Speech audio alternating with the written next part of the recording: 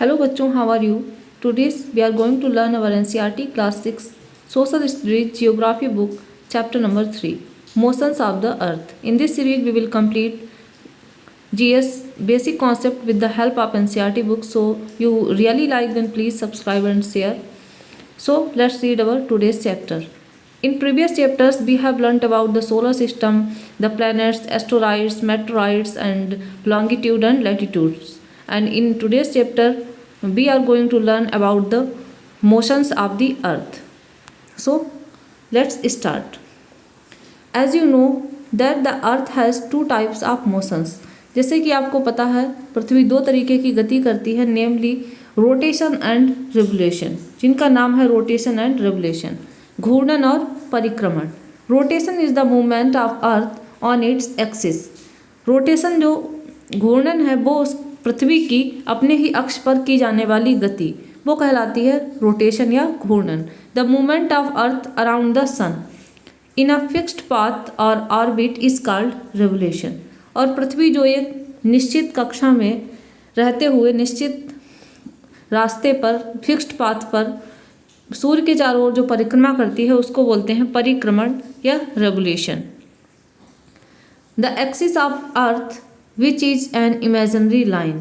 पृथ्वी का जो अक्ष है जो एक काल्पनिक रेखा है 23.5 डिग्री 23.5 डिग्री पर झुकी हुई है हमारी पृथ्वी। Makes an angle of 66.5 with its orbital plane. जो पृथ्वी का ऑर्बिटल प्लेन है उसके साथ ये 66.5 डिग्री का कोण बनाती है। The plane formed by the orbit is known as the orbital plane. और जो कोण बनाया जाता है पृथ्वी के द्वारा उसको कक्षीय समतल कहते हैं। The earth receives light from the sun due to the spherical shape of the earth. पृथ्वी को जो रोशनी मिलती है वो इसके स्फेरिकल शेप, वृत्ताकार जो शेप है इसका, उसकी वजह से मिलती है। Only half of it gets light from the sun at a time. और इसका सिर्फ आधा भाग ही एक समय पर प्रकाश प्राप्त करता है। The portion facing the sun experiences day while the other half away from the sun experiences light. और जो भाग पृथ्वी का सूर्य के सामने होता है वहाँ पर दिन होता है और जो भाग पीछे की ओर होता है वहाँ पर रात होती है। The circle that divides the day from night on the globe is called the circle of illumination. और जो वृत्त पृथ्वी को दिन और रात के पार्ट्स में अलग अलग डिवाइड करता है कि कौन से पार्ट में दिन है और कौन से पार्ट में रात है, तो उसको हम बोलते हैं सर्कल ऑफ इल्यूमिनेशन या फिर प्रदीप्त वृत्त। इसको अगर आप डायग्राम से समझना चाहेंगे तो नीचे आपको डायग्राम गिवन है यहाँ पर।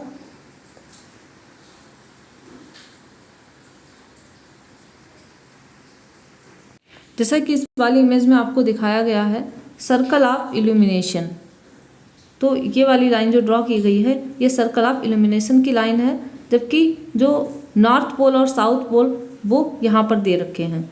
तो एक्सिस का सर्कल ऑफ इल्यूमिनेशन से कोई भी लेना देना नहीं है, वो अलग चीज़ है और ये अलग चीज़ है। पृथ्वी हमारी 23.5 डिग्री पर झुकी हुई है, तो झुकने के बाद जितने भाग में सूर्य का प्रकाश जाएगा वो सीधा सीधा एक्सिस पर नहीं जाएगा, वो तिरछा होकर जाएगा। जैसे कि कुछ पार्ट इधर के हिस्से का ज़्यादा आ गया है और कुछ पार्ट उधर के हिस्से का थोड़ा सा कम हो गया है। तो इस तरीके से कुछ तिरछा पार्ट जाएगा और यही लाइन जो दिन और रात में डिवाइड करती है पृथ्वी को जब सूर्य का प्रकाश जा रहा होता है, तो उसको बोलते हैं प्रदीप्त वृत्त। और ऊपर जो समझाया आपको जा रहा था ऑर्बिटल प्लेन वाला, तो वो डायग्राम भी हमें यहाँ पर गिवन है। जैसे कि वहाँ पर बताया गया था कि पृथ्वी अपने कक्षीय समतल से 66.5 डिग्री का कोण बनाती है। जैसे यहाँ पर आपको लिखा हुआ भी दिखाई देगा 66.5 डिग्री का जो एंगल बन रहा है। तो 23.5 डिग्री पर हमारी पृथ्वी झुकी हुई है। अगर हम सीधा सीधा vertical line from the earth orbital plane अगर हम खींचना चाहें तो वो 90 डिग्री की यहाँ पर खींचने वाली है, लेकिन हमारी पृथ्वी झुकी हुई है 23.5 डिग्री पर। तो इस तरीके से जो प्लेन ऑफ अर्थ ऑर्बिट है यहाँ से और जो वर्टिकल लाइन है 90 डिग्री के बीच में फिर 66.5 डिग्री का कोण पृथ्वी के द्वारा बनाया जाता है। तो ये थी इसमें समझने वाली बात। This circle doesn't coincide with the axis as you see in the figure. जैसे कि आपको चित्र में दिखाया गया है कि ये जो सर्कल है जो प्रदीप्त वृत्त बनता है ये सीधा एक्सिस से होकर नहीं जाता, अक्ष से होकर नहीं गुजरता है। The earth takes about 24 hours to complete one rotation. पृथ्वी को अपने अक्ष पर घूमने के लिए, एक रोटेशन के लिए 24 आवर्स लगते हैं, 24 घंटे लगते हैं अराउंड इट एक्सिस, अपने अक्ष पर घूमने के लिए। The period of rotation is known as the earth day. और जो घूमने का, जो घूर्णन का समय है उसको बोलते हैं एक पृथ्वी दिवस। This is the daily motion of the अर्थ। और ये जो रोज का मोशन होता है, पृथ्वी की दैनिक गति होती है, उसके कारण होता है। आगे चलते हैं। What would happen if the earth didn't rotate? क्या होगा अगर पृथ्वी घूमना ही बंद कर दे? The portion of earth facing the sun would always experience day, thus bringing continuous warmth to the region. तो अगर पृथ्वी घूमना बंद कर देगी अपने एक्सिस पर, तो किसी एक भाग में हमेशा दिन ही रहेगा, क्योंकि वही भाग सूर्य के सामने पड़ता रहेगा। इस तरीके से the other half would remain in darkness, और दूसरा आधा भाग हमेशा अंधेरे में ही रहेगा। एंड बी फ्रीजिंग कोल्ड, और वहाँ पर बहुत ज़्यादा ठंड रहेगी ऑल द टाइम, पूरे समय। Life would not have been possible in such extreme conditions. और इस तरीके की अगर एक्सट्रीम कंडीशंस हो जाती हैं, कहीं पर बहुत ज़्यादा गर्मी हो रही है और कहीं पर बहुत ज़्यादा सर्दी, तो वहाँ पर लाइफ ही पॉसिबल नहीं हो पाएगी। The second motion of the earth around the sun in its orbit is called revolution. जो दूसरी गति है पृथ्वी की, जो कि अपने ऑर्बिट में वो सूर्य के चारों ओर घूमती रहती है, उसको कहते हैं परिक्रमण, revolution. It takes 365 days to revolve around the sun. और पृथ्वी एक साल लगाती है लगभग 365 दिन और 1/4 डे, यानी कि 6 घंटे और। We consider a year as consisting of 365 days, लेकिन हम अपने साल में सिर्फ 365 दिन ही जोड़ते हैं। एंड इग्नोर 6 आवर्स, और 6 महीने को इग्नोर कर देते हैं for the sake of convenience. अपनी सुविधा के अनुसार हम उन 6 घंटों को ऐड नहीं करते हैं, उनको इग्नोर कर देते हैं। साइड में आपको फैक्चुअल नॉलेज कुछ दी गई है। डू यू नो, क्या आप जानते हैं? The ancient Indian astronomer Aryabhatta had stated that the earth is round and rotates on its own axis. हमारे जो प्राचीन खगोलविद हुए हैं आर्यभट्ट, उन्होंने भी ये बात बताई थी कि पृथ्वी अपने अक्ष पर घूमती है, लेकिन वो इस बात को सिद्ध नहीं कर पाए थे, तो उस टाइम पर उनका ये स्टेटमेंट बनकर ही रह गया। नेक्स्ट आपको डायग्राम के थ्रू समझाने की कोशिश की गई है कि किस तरीके से हमारी पृथ्वी रोटेट करती है around the sun. Revolution of the earth and seasons, कैसे कैसे सीजन चेंज होते हैं रेवोल्यूशन ऑफ अर्थ की वजह से। अब इसमें एक चीज़ नोटिस करने वाली ये है कि जो हमारी अर्थ है वो हमेशा ही 23.5 डिग्री पर एक साइड में ही झुकी हुई है। आप किसी भी डायग्राम में देखेंगे तो वो सेम एंगल पर झुकी हुई ही परिक्रमा करती रहती है। ऐसा नहीं है कि इसका एंगल चेंज हो जाएगा, बिल्कुल चेंज नहीं होने वाला। तो कुछ कुछ कंडीशंस हैं, जैसे कि पहली कंडीशन में अगर आप यहाँ से स्टार्ट करते हैं तो आपको जो दक्षिणी ध्रुव है, साउथर्न हेमिस्फीयर है, दक्षिणी गोलार्ध है, वो सूर्य की तरफ झुका हुआ रहता है, तो यहाँ पर समर होती है। और जो हमारा उत्तरी गोलार्ध होता है वहाँ पर विंटर होती है। नेक्स्ट कंडीशन में ये जो 2 कंडीशंस आपको दिखाई गई हैं 21 मार्च एंड 23 सितंबर, इन दोनों कंडीशंस में ही कोई भी गोलार्ध या कोई भी ध्रुव पृथ्वी की तरफ झुका हुआ नहीं होता है। इस कंडीशन में सूर्य की सीधी किरणें पड़ती हैं विषुवत वृत्त पर, विषुवत रेखा पर, दोनों ही कंडीशंस में। तो यहाँ पर उत्तरी गोलार्ध में स्प्रिंग, बसंत का मौसम होता है, एंड दक्षिणी गोलार्ध में ऑटम, शरद ऋतु पाई जाती है। और नेक्स्ट नीचे की जो कंडीशन है उसमें उत्तरी गोलार्ध में शरद ऋतु होगी और दक्षिणी गोलार्ध में स्प्रिंग, बसंत ऋतु पाई जाती है। नेक्स्ट कंडीशन में अगर हम जाना चाहें तो 21 जून को उत्तरी गोलार्ध सूर्य की तरफ सीधा झुका हुआ होता है और सूर्य की सीधी किरणें ट्रॉपिक ऑफ कैंसर पर पड़ती हैं। जो कर्क रेखा है वहाँ पर सीधी किरणें पड़ती हैं, तो सीधी किरणें पड़ने से क्या होता है, यहाँ पर गर्मी बहुत ज़्यादा होती है। और दक्षिणी गोलार्ध जहाँ पर सूर्य का प्रकाश बहुत ज़्यादा नहीं पहुँच रहा होता है वहाँ पर सर्दी हो जाती है। तो इस तरीके से कुछ मौसम चेंज होते हैं और पृथ्वी जो पूरे साल घूर्णन करती रहती है, तो वो अलग अलग कंडीशंस में अलग अलग चीज़ें होती हैं। जैसे कि इन दोनों कंडीशंस में ही, ये वाली और ये वाली कंडीशंस में ही सूर्य की सीधी किरणें विषुवत रेखा पर पड़ती हैं, तो किसी भी गोलार्ध में ना तो बहुत ज़्यादा सर्दी होती है ना बहुत ज़्यादा गर्मी होती है। स्प्रिंग एंड ऑटम ये दोनों ऐसे मौसम होते हैं, ना सर्दी ना गर्मी, दोनों चीज़ों को बैलेंस करने वाले मौसम होते हैं। और नेक्स्ट जो 2 कंडीशंस इधर हमको दिखाई गई हैं, इन दोनों में ही फर्स्ट कंडीशन जो इस साइड है, इसमें साउथ पोल जो सूर्य के सीधे प्रकाश पड़ते हैं वो पड़ते हैं मकर रेखा पर। तो जो दक्षिणी गोलार्ध होगा वहाँ पर गर्मी का माहौल होता है और उत्तरी गोलार्ध में सर्दी का माहौल होता है। और इस वाली कंडीशंस में 21 जून को कर्क रेखा पर सूर्य की सीधी किरणें पड़ती हैं, तो यहाँ पर गर्मी का माहौल होगा, बहुत ज़्यादा गर्मी होगी और दक्षिणी गोलार्ध में बहुत ज़्यादा सर्दी होगी। चलिए अब हम पढ़ते हैं इसको बुक के माध्यम से। 6 hours saved every year are added to make 1 day। 6 घंटे आप हर एक साल सेव कर रहे हैं तो 4 सालों के बाद ये 24 आवर्स हो जाते हैं over span of 4 years। This surplus day is added to the month of February. और यही एक दिन बढ़कर फरवरी में एक जो लीप ईयर होता है फरवरी में, तो वो हो जाता है। 10 एवरी 4th ईयर, इस तरीके से प्रत्येक 4 साल के बाद February is 29 days instead of 28 days. जो हमारी फरवरी होती है वो 29 डेज की हो जाती है 28 की जगह पर। Such a year with 360 days is called a leap year. इस तरीके से जो 366 दिन का जो समय होता है उसको लीप ईयर बोल दिया जाता है। Find out when will the next leap year. आपको पता करना है अगला लीप ईयर कब होगा। जैसे कि इस टाइम चल रहा है 2023, तो अगला लीप ईयर हमारा कब होगा। From the figure it is clear that the earth is going around the sun in elliptical orbit. जैसे कि हमने इससे पहले वाले चैप्टर में पढ़ा था कि पृथ्वी जो है हमारी वो इलोंगेटेड पाथ पर सन की रेवोल्यूशन करती है, परिक्रमण करती है। तो यहाँ पर आपको दीर्घवृत्ताकार जो कक्षा है वो भी दिखाई गई है, किस तरीके से दीर्घवृत्ताकार कक्षा में पृथ्वी घूम रही है। ये टोटल सर्कल तो नहीं है, ये है दीर्घवृत्ताकार कक्षा। तो वही बात आपको नीचे बताई गई है कि going around the sun in an elliptical orbit. जो दीर्घवृत्तीय कक्ष है वहाँ पर पृथ्वी परिक्रमा करती है सूर्य की। Notice that through out its orbit the earth is inclined in the same direction. और आपने ये चीज़ भी नोटिस की होगी कि पृथ्वी जो हमारी है वो एक ही डायरेक्शन में झुकी हुई है। जैसे कि मैंने आपको पहले भी समझाया कि जो पृथ्वी है वो 23.5 डिग्री पर अगर झुकी हुई है तो वो इस तरीके से झुकी हुई ही रहेगी, चाहे वो कहीं पर भी पहुंच जाए। A year is usually divided into summer, winter, spring and autumn.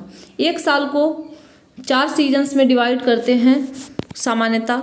Summer हो गया गर्मी, सर्दी और बसंत और शरद ऋतु।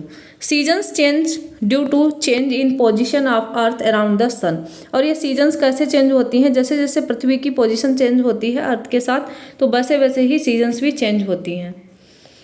Look at figure, you will see that 21 June the northern hemisphere is tilted towards the सन।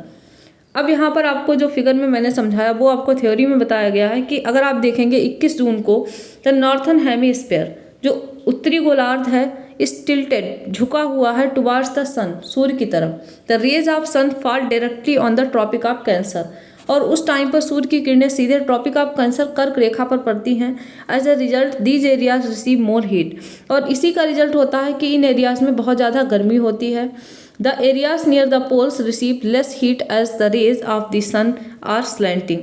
लेकिन जो पोल्स के जो ध्रुवों के आसपास के एरियाज होते हैं वहाँ पर थोड़ी गर्मी कम होती है क्योंकि वहाँ पर सूर्य की किरणें तिरछी पड़ती हैं, स्लैंटिंग होती हैं। The North Pole is inclined towards the sun and the places beyond the Arctic Circle experiences continuous daylight for about 6 months। और यही वो कंडीशन होती है जब नॉर्थ पोल जो होता है वो झुका हुआ होता है सूर्य की तरफ, और जो प्लेसेस होते हैं आर्कटिक सर्कल के आसपास के जो स्थान हैं वहाँ पर कंटिन्यूसली डे लाइट दिन रहता है फॉर अबाउट 6 मंथ, 6 महीने तक। Since a large portion of the northern hemisphere is getting light from the sun. और एक बड़ा भाग जो होता है उत्तरी गोलार्ध का वहाँ पर सूर्य का प्रकाश बहुत ज़्यादा पहुँच रहा होता है। इस कंडीशन में it is summer in the regions north of equator. और उस समय ये जो विषुवत रेखा से उत्तर के भाग होते हैं वहाँ पर गर्मी का मौसम होता है। The longest day and the shortest night at these places occur on 21 जून। और जो 21 जून का दिन होता है वहाँ पर सबसे लंबी रात और सबसे लंबा दिन और सबसे छोटी रात होती है। At this time in southern hemisphere all these conditions are reversed. और इस समय जो दक्षिणी गोलार्ध होता है वहाँ पर इसके बिल्कुल विपरीत परिस्थितियाँ होती हैं। इट्स विंटर सीजन देयर, और वहाँ पर विंटर का सीजन होता है। The night are longer than the days, और रात जो होती है वो दिन से लंबी होती है। This position of earth is called the summer solstice. तो ये कंडीशन कहलाती है उत्तरी अयनांत। तो अभी जो हम समझ रहे थे वो था हमारा ये वाला डायग्राम जो हमने थ्योरी में पढ़ा। पृथ्वी हमारी झुकी हुई है, नॉर्थ पोल सूर्य की तरफ थोड़ा सा झुका हुआ आपको दिख रहा होगा। 21 जून की कंडीशंस दिखाई गई हैं। और यहाँ पर जो दक्षिणी गोलार्ध है वहाँ पर winter in southern hemisphere and summer in northern hemisphere. और इस टाइम पर सूर्य की जो सीधी किरणें यहाँ से जा रही हैं ये सीधे पड़ेंगी ट्रॉपिक ऑफ कैंसर पर। और 21 जून को सबसे बड़ा दिन होगा और रात सबसे छोटी होगी। तो ये कुछ हमने कंडीशंस पढ़नी। अब हम चलते हैं next condition. On 22 December the tropic of Capricorn receives direct rays of the sun. 22 दिसंबर को जो मकर रेखा होती है वहाँ पर सूर्य की किरणें सीधी पड़ती हैं। As the South Pole tilts towards it, क्योंकि जो हमारा दक्षिणी ध्रुव है वो सूर्य की तरफ झुका हुआ रहता है। As the sun rays fall vertically at the tropic of Capricorn, a large portion of southern hemisphere gets light। अब इस कंडीशन में जो सूर्य की किरणें हैं वो वर्टिकली मकर रेखा पर पड़ रही हैं, तो एक बड़े पोर्शन में जो दक्षिणी गोलार्ध का भाग होता है वहाँ पर लाइट पहुँच जाती है। Therefore it is summer in the southern hemisphere, और इस टाइम जो दक्षिणी गोलार्ध होता है वहाँ पर गर्मी होती है। Therefore it's summer in southern hemisphere with longer days, और बड़े दिन होते हैं, एंड शॉर्टर नाइट्स, और छोटी रातें होती हैं। The reverse happens in the northern hemisphere, और इसका ठीक उल्टा घटित हो रहा होता है उत्तरी गोलार्ध में। This position of earth is called winter solstice, और यही कंडीशन जो होती है वो कहलाती है दक्षिण अयनांत। Do you know the Christmas celebrated in Australia in the summer season? क्या आप जानते हैं ऑस्ट्रेलिया में जो क्रिसमस का त्यौहार मनाया जाता है वो समर सीजन में मनाया जाता है, गर्मियों की ऋतु में मनाया। सेकेंड कंडीशन जो अभी हमने पढ़ी वो थी ये वाली कंडीशन, जिसमें कि आपको बताया गया कि इस टाइम पर जो पृथ्वी है हमारी वो झुकी हुई है। किधर से झुकी हुई है? साउथ पोल जो है वो सूर्य की तरफ थोड़ा सा झुका हुआ पाया जाता है, और नॉर्थ पोल सूर्य से दूसरी साइड हो जाता है। और सूर्य की किरणें सीधे कहाँ पड़ती हैं? मकर रेखा पर, जो कि कहाँ पाई जाती है? यहाँ पे पाई जाती है। तो इस तरीके से आपने देखा 22 दिसंबर को विंटर सोल्स्टाइस होता है, जिसको हम बोलते हैं दक्षिण अयनांत। एंड नेक्स्ट हमें समझाने की कोशिश की गई है जो हमारी बीच की दो कंडीशंस थी। On 21 March and September 23 direct rays of the sun fall on the equator. अब जो बची हुई दो कंडीशंस हैं जिनमें अर्थ इस तरीके से दिखाई गई थी और यहाँ पर सन था, तो उनमें कंडीशंस में बताया गया है कि जो सन की रेज हैं वो सीधे इक्वेटर पर पड़ती हैं, विषुवत रेखा पर पड़ती हैं। At this position neither of the poles is tilted towards the sun, और इस पोजीशन में कोई भी ध्रुव सूर्य की तरफ झुका हुआ नहीं पाया जाता है। The whole earth experiences equal days, और पूरी पृथ्वी पर दिन रात बराबर होते हैं, एंड इक्वल नाइट्स, और रातें भी दिन और रात दोनों ही बराबर होते हैं। दिस इज कॉल्ड इक्विनिक्स, और इसी को बोलते हैं विषुव। On 23 September it's autumn season in the northern hemisphere. 23 सितंबर को जो नॉर्थर्न हेमिस्फीयर है, उत्तरी गोलार्ध है, वहाँ पर शरद ऋतु पाई जाती है, and spring season in southern hemisphere. और जो दक्षिणी गोलार्ध है वहाँ पर वसंत ऋतु पाई जाती है। The opposite is the case of 21 मार्च, और उसके ठीक ही विपरीत होता है 21 मार्च को, when it's spring in northern hemisphere, और जब उत्तरी गोलार्ध में बसंत ऋतु होती है, and autumn in southern hemisphere, और दक्षिणी गोलार्ध में शरद ऋतु होती है। Thus you find out there are days and nights and change in season because of rotation of and revolution of the earth respectively. इस तरीके से आपको पता चला कि जो हमारी पृथ्वी पर दिन और रात होते हैं, और जो सीजन्स में चेंजेस होते हैं, जो ऋतुएं बदलती हैं, वो क्यों बदलती हैं? पृथ्वी के घूर्णन और परिक्रमण के कारण। तो दिन और रात किसकी वजह से होते हैं? रोटेशन की वजह से होते हैं। और जो सीजन्स चेंज होती हैं वो रेवोल्यूशन की वजह से होती हैं। अगर पृथ्वी रोटेट करना बंद कर दे तो दिन और रात नहीं हो पाएंगे, और अगर सन के चारों ओर जो ऑर्बिट में घूमती रहती है तो वो अगर घूमना बंद कर दे तो सीजन्स चेंज नहीं होंगी। And now it's time for the questions. So let's check your knowledge.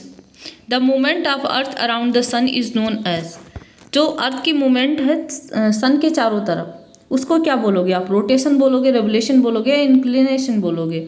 तो जो सन के चारों ओर रोटेशन होती है, खुद के एक्सिस पर घूमना, और सन के चारों ओर होता है रेवोल्यूशन। नेक्स्ट है direct rays of the sun falls on the equator on, सूर्य की सीधी किरणें इक्वेटर पर कब पड़ती हैं? अब दो डेट्स आपको याद करवाई गई हैं अभी, 21 मार्च एंड 23 सितंबर, तो इसका आंसर हो जाएगा 21 मार्च। And next question is Christmas is celebrated in summer in, Christmas summer में कहाँ पे सेलिब्रेट किया जाता है? तो वो ऑस्ट्रेलिया में किया जाता है। Cycle of season is caused due to, जो सीजन, जो ऋतुएं परिवर्तित होती रहती हैं, वो किसके कारण होती हैं? तो वो होती हैं रेवोल्यूशन के कारण। रोटेशन के कारण क्या होता है? जो circle of day and night है, जो दिन रात होने का सर्कल चलता रहता है, तो वो वाला सर्कल होता है बिकॉज ऑफ रोटेशन। अगले कुछ फिल इन द ब्लैंक्स भी आपको दे रखे हैं। लीप ईयर हैज़, कितने दिन होते हैं लीप ईयर में? 366 number of days. The daily motion of the earth is, daily motion को क्या बोलते हैं? रोटेशन बोलते हैं।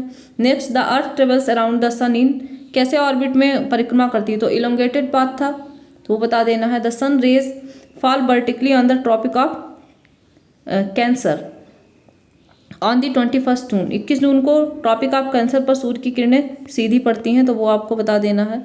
नेक्स्ट है डेज आर शॉर्टर ड्यूरिंग, कौन सी सीजन में दिन जो होते हैं वो छोटे होते हैं? तो विंटर सीजन में दिन जो होते हैं वो छोटे होते हैं और रातें बड़ी होती हैं। समर सीजन में इसका ठीक रिवर्स होता है।